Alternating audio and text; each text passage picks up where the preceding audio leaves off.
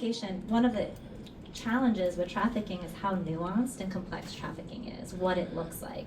You have labor trafficking and then sex trafficking. And then even with sex trafficking, there's multiple industries, and it looks different it can look different if you're trafficked in an illicit massage industry versus on street prostitution. The type of tactics that traffickers use are different.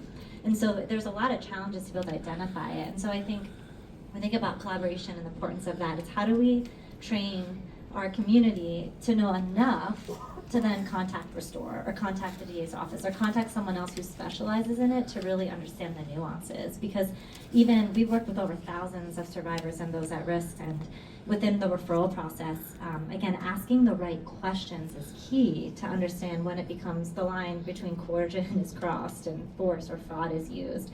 Because often trafficking, as we all know, it doesn't look like always, typically they're not physically restrained or that type of overt force is used. And so being able to understand the nuances of coercion, psychological coercion is really key. And then because once someone's identified, they're open up to so many more resources that they may not be able to across the board, to services, to cash assistance, to getting fake insure. And so identification is really key and a first step, I believe, into someone's journey into full freedom.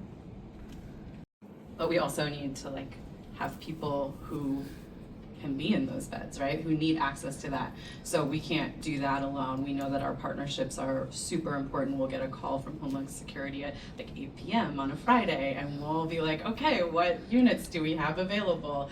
And we're grateful for those because we know that that's supporting someone who needs to get access to a safe space immediately. It doesn't always happen immediately. We do our best.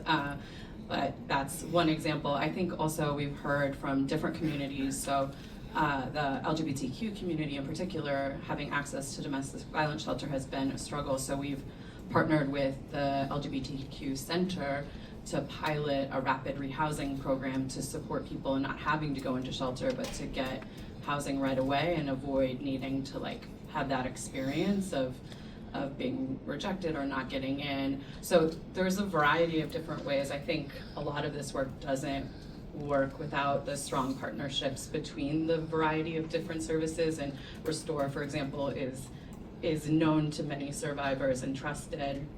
We're a more mainstream provider, so that collaboration and that handoff and that continued service from both of our organizations becomes critical in supporting someone and moving forward. Who isn't a hardened criminal, they're a survivor who's experienced a lot of harm in their life and was coerced into doing these certain acts.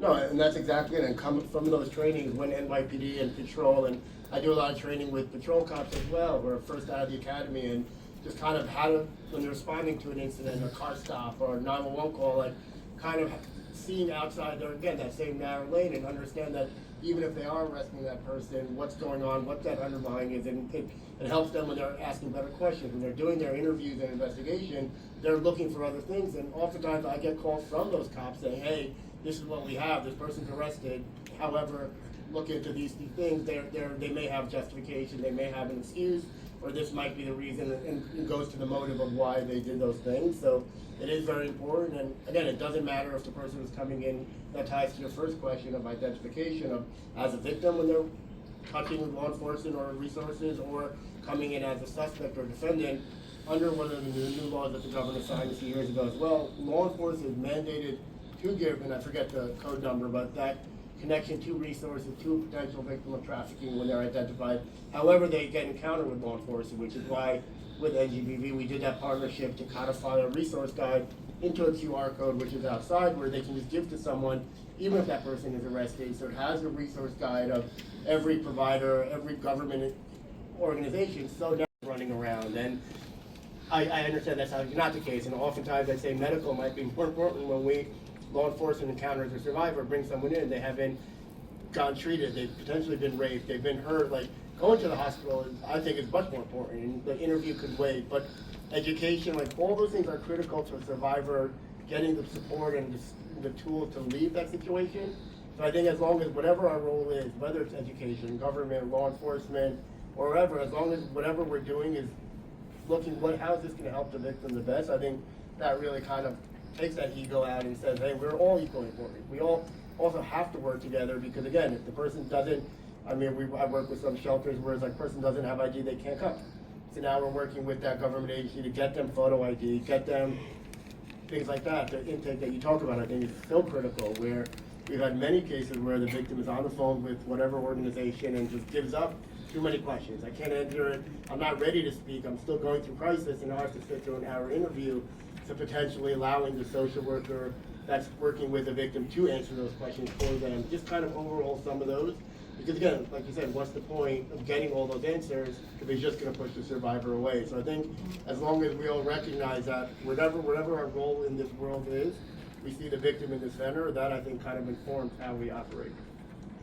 We all know you don't have to move to be trafficked. You've been born and raised in Brooklyn and trafficked in Brooklyn, and yet that is also part of trafficking. People are trafficked across the country, and so there's a network of trafficking organizations. And 3 years ago, Freedom Network, an anti-human trafficking nonprofit out of DC, got a grant from the Department of Justice to try to create standards of care for trafficking survivors, because there's nothing about standardized care, how to provide support, what does that look like, what's the impact, nothing around impact. And I was part of, they had about 25 experts and survivors over 2.5 years, and we weren't actually able to finish it, and then the funding ran out, and now this whole other story, the administration, but it just speaks to the challenges, and yet we're recognizing it and we're working toward it. And I think that's what's really important, to how can we continue to standardize not only what care should look like, but also what's the impact and what's the outcomes, because we can all mean well and try our best to help, but how are we actually measuring that? How effective are we? And what as a field are we saying this is the standard of care?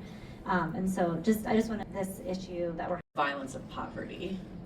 And what does that mean for human trafficking survivors? I think a lot of things.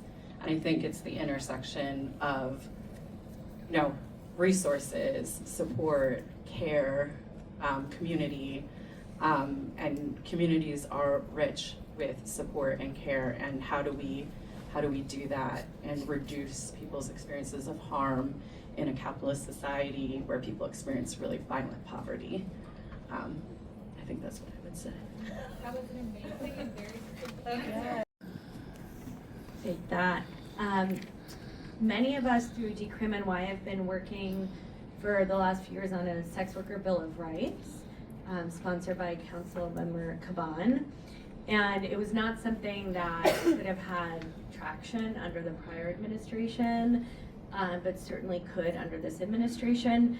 It, as folks know, we cannot change criminal policy on the city level, right? That we have to do in Albany. But what this could do is allow more grants, right, which ties back into funding.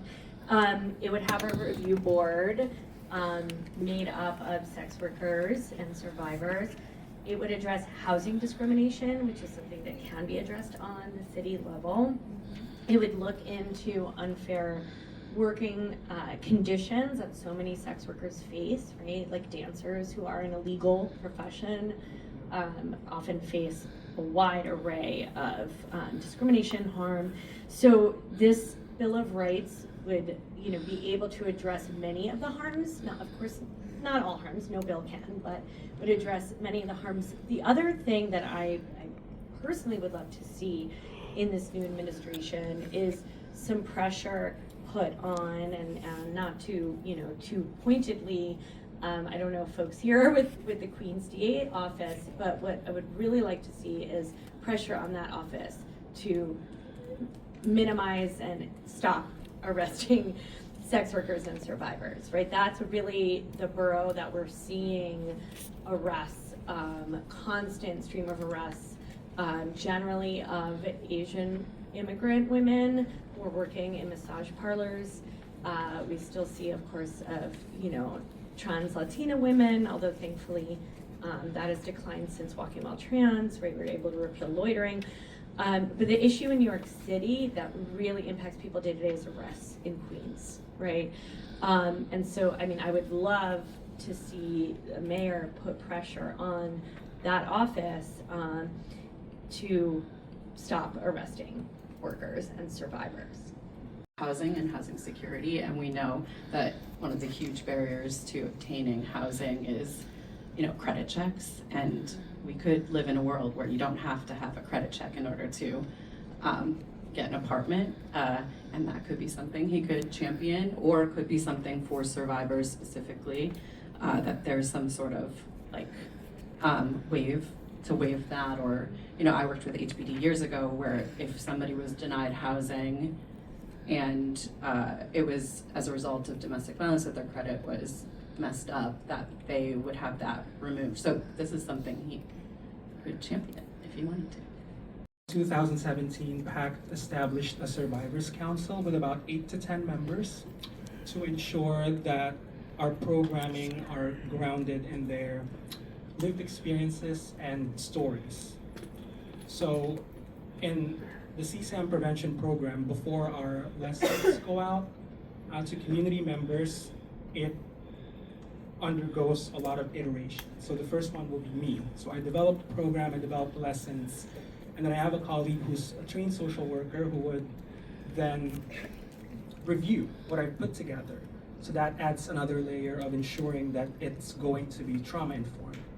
And I think the most important step of that iteration is the involvement of the survivors in our council and making sure that they review all of our workshops before they go out into the community. So I'm talking about the parent program that I'm running. There's also a youth program. There's also a professional program. So all of our various curricula go through the eyes, the brains, and the hearts of our survivors. And so in other words, they are subject matter experts when it comes to anti-trafficking education. And it's important that organizations really are intentional in making room and space for them to lead in that capacity.